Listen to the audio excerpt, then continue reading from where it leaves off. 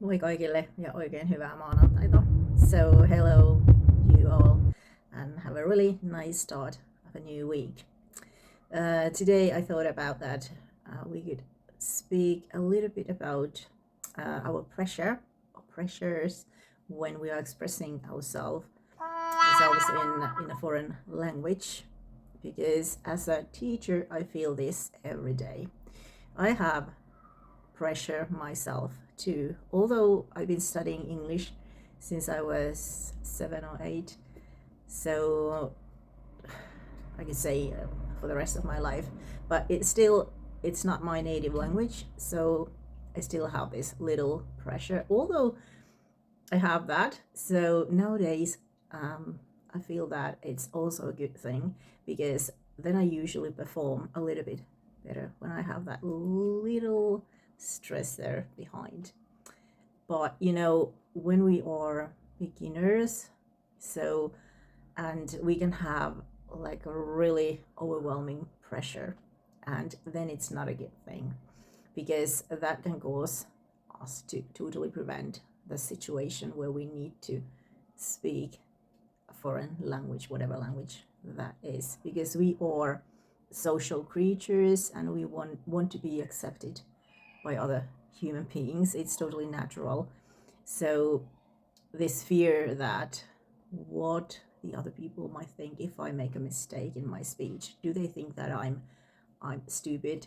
Do they think that I lack of some skill of studying in a certain way or something? People might have a lot of different fears, and everybody is a different kind of learner, and you should remember that even if you have those fears, so you are not alone. We all share that same feeling.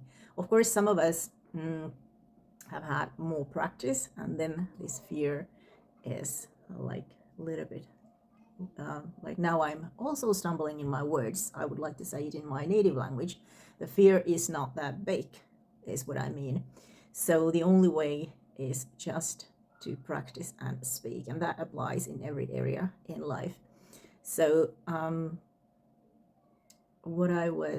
the main message was that when I started making content here on social media, so I felt extremely nervous, and I had no idea, no clue how to speak to the camera, how to be natural. Everybody told me to just be yourself, but what is that?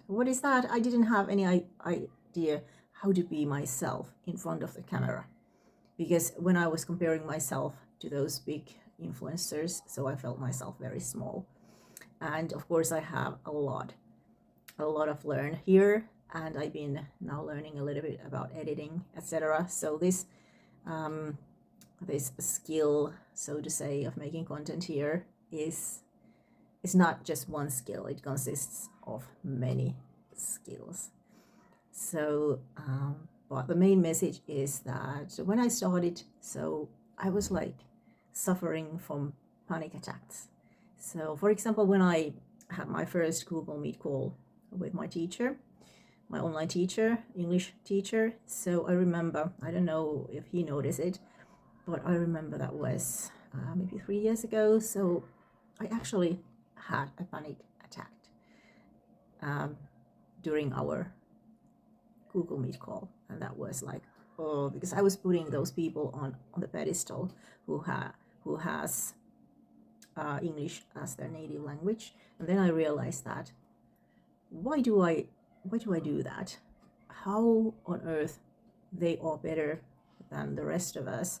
Because there are like millions of people who doesn't or who don't have English as their first language. So I would just encourage you to speak and to make those errors.